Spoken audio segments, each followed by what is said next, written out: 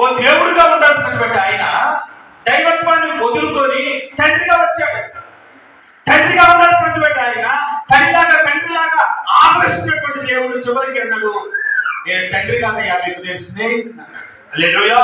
మీరు నాతో మనసు విప్పి మాట్లాడుకోవచ్చు, ఏదైనా మాట్లాడచ్చు, ఎలాగైనా మాట్లాడుకోవచ్చు, ఈ విషయాలన్నీ నాకు చెప్పచ్చు, నేను నేను అర్థం చేసుకుంటాను. స్నేహితులు అంటే ఎవరు కాదు, అర్థం చేసుకుంటారు. ఎవరో ఒకటి స్నేహితులు ఎవరవుతారు అనుకుంటారు మీరు? మీ మనసు వాళ్ళ మనసు కలిస్తేనే స్నేహితులు అవుతారు. ఈడు ఒక జైలుకి పోతాడు, పాపం ఆడొక జైల్లో వాడు కనిపిస్తాడు, వాళ్ళ ఫ్రెండ్ అవుతాడు. ఇద్దరు దొంగలే.